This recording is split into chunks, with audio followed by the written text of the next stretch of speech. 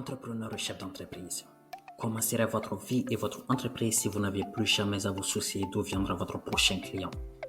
Qu'est-ce que cela représenterait pour vous si vous aviez un flux constant de clients vous suppliant de leur vendre vos produits et services?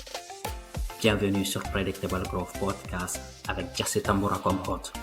Un podcast qui parle 100% de marketing et de vente et comment mettre en place un système marketing si performant qu'il vous permet de générer un flux constant de clients prêts à acheter, rester et recommander vos produits ou services.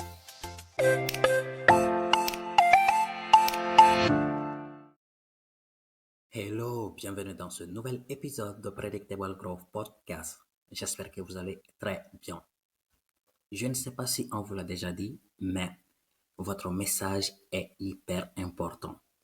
Je dirais même qu'il est plus important que tout le reste. Parce que sinon, j'aurais le même résultat qu'un gamin qui n'a jamais vendu de sa vie.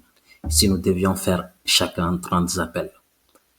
Peu importe le nombre d'emails que vous envoyez, le nombre de scripts que vous avez, le nombre d'appels que vous effectuez, si c'est de la merde, c'est zéro résultat. Le secret pour rédiger un message efficace et qui convertit, et cela peu importe le secteur d'activité dans lequel vous êtes, est de vous intéresser aux gens, apprendre comment ils pensent, comprendre leur langage, ce qui les motive. Vous devez comprendre comment faire naître les émotions et comment communiquer.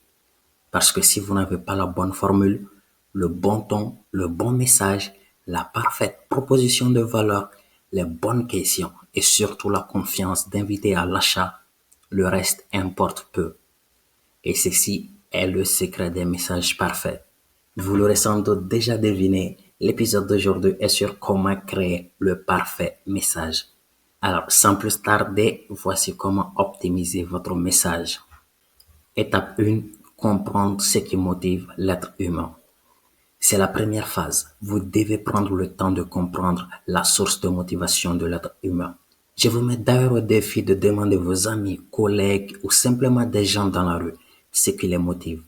Je vous promets que la majorité vous dira que c'est l'argent ou la sécurité financière. C'est juste du bullshit. L'argent n'est pas ce qui motive la plupart d'entre nous. Sinon, je suis sûr que chacun aurait déjà atteint ce quota. En réalité, le cœur même de ce qui nous motive en tant qu'être humain est la sécurité. Malheureusement, beaucoup d'entrepreneurs et chefs d'entreprise ignorent ceci et appréhendent la vente avec un esprit de compétition et de performance. Je vais rendre les choses meilleures, je vais vous générer plus de résultats, je vais faire ça le plus rapidement possible et des choses comme ça. Notre cerveau en tant qu'être humain ne fonctionne pas ainsi. La sécurité est notre principal moteur de motivation. C'est pourquoi vous devez comprendre ce que la sécurité signifie pour votre client idéal et défaire le statu quo autour d'elle. Par exemple, disons que vous souhaitez vendre votre produit ou service à une entreprise XYZ.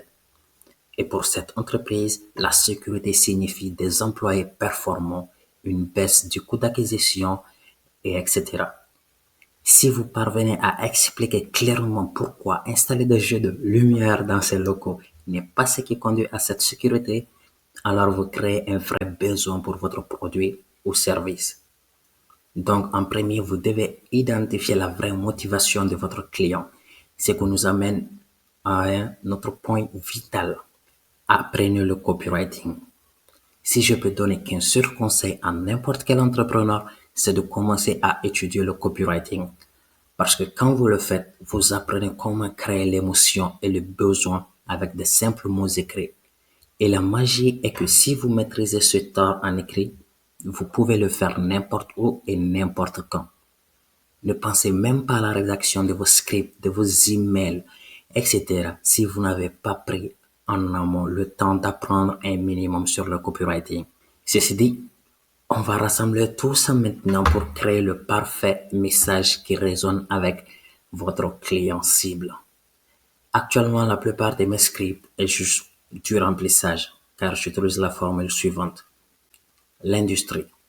Commencez par identifier l'industrie ou le secteur d'activité et rédigez votre message en fonction de celle-ci. Parce que chaque industrie est différente et par conséquent utilise un langage différent. Ensuite, identifiez votre persona. Et ici, par persona, je parle de quel est le rôle de la personne avec qui vous souhaitez discuter. Par exemple, disons que je sois dans l'industrie de la finance et que je vends un outil d'aide à la vente. Mon persona cible est le head ou le vice-président des ventes. Ensuite, identifiez le problème que vous résolvez. Dans cette étape, identifiez le problème que vous résolvez pour chaque personne. En général, il y en aura plus d'un, 3 ou 4. Vous devez donc trouver ce qu'ils ou elles font actuellement pour résoudre leurs problèmes. En continuant avec mon exemple, un problème auquel fait face le vice-président des ventes est qu'il a besoin d'acquérir plus de clients pour atteindre son quota. Et lorsqu'il atteint ce quota, son job est en sécurité. Il obtient une bonne réputation et la sécurité. Mon premier réflexe pour donc garantir la vente de mon produit est de savoir ce que font mes prospects pour atteindre cet objectif. Disons qu'un prospect donné fait du cold emailing à des commerciaux qui font 30 à 50 appels par jour et un consultant qui travaille avec l'équipe marketing. Vous ferez en sorte de lui montrer comment votre produit peut l'aider avec chacune de ces activités. Imaginez qu'après votre petite séance de démo qui montre comment votre produit résout le problème, votre prospect vous regarde droit dans les yeux et vous dit alors quoi? Après tout, l'entreprise a survécu jusqu'à présent sans votre produit. Alors pourquoi devrait-il considérer ce que vous avez à offrir maintenant? C'est exactement à ce moment précis que vous allez leur dire que votre offre est ce qui va leur permettre d'atteindre leur objectif global. En continuant toujours avec mon exemple tantôt, vous leur direz que votre produit augmentera le taux de conversion et l'amener à atteindre et même surpasser son quota. Dans cette situation émerge la question de la faille. Cette faille est comment vous passez de votre produit en tant que tel au bénéfice.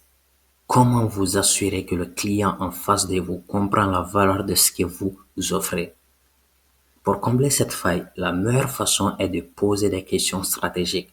Par exemple, disons que les commerciaux dont j'ai parlé tantôt, qui font des tonnes d'appels par jour, peuvent dire ceci.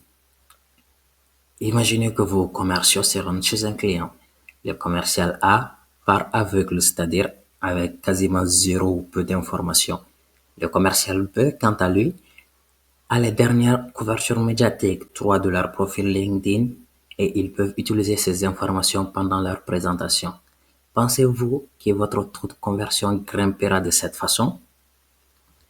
Vous savez, l'objectif ici est de montrer comment votre produit fonctionne en utilisant des histoires, le storytelling, et en posant des questions suggestives aux prospects sur le bénéfice. Enfin, la proposition de vente ou votre USP.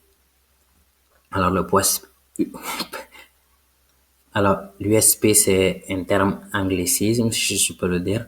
Le U signifiant unique, le S pour le selling et le P pour proposition, donc unique selling proposition. Voici à quoi devrait donc ressembler votre USP. Je pense que notre produit pourra vous être utile. Votre pourcentage de faillite pour atteindre le quota cause un déficit dans le profit. Notre entreprise est faite de sorte à combler cette faille et fournir à vos commerciaux les données qu'ils ont besoin pour mieux comprendre les prospects et faire plus de ventes. Ce qui permet aux commerciaux d'atteindre et même de surpasser leur quota, augmentant ainsi durablement votre nombre total de clients et votre profit. Et si vous avez bien écouté, je suis certain que vous conviendrez avec moi que cette proposition de valeur ne passera pas inaperçue. Et là, vous avez la formule. Cela demande sans doute un peu de travail au début, mais c'est aussi simple que ça. Pour résumer, commencez par identifier votre industrie et les personas. Ensuite, identifiez le problème que vous résolvez pour chaque persona. En troisième point, répondez à la question alors quoi? En quatrième point, trouvez la faille. Enfin, votre proposition de valeur. Et j'ai créé une checklist qui résume ma formule exacte pour rédiger des copies qui forceront l'attention de votre prospect et le faire passer à l'action. Le lien est dans la description et je vous invite à le télécharger, c'est totalement gratuit. Je vais être franc avec vous, si vous n'êtes pas disposé à prendre le temps pour rendre votre message aussi parfait que possible, vous n'arriverez à rien aujourd'hui. Alors, apprenez-en le plus possible sur votre prospect, posez les bonnes questions, apprenez le copywriting, améliorez votre rhétorique. Sur ce, je vous dis à mercredi prochain pour un nouvel épisode. Ciao!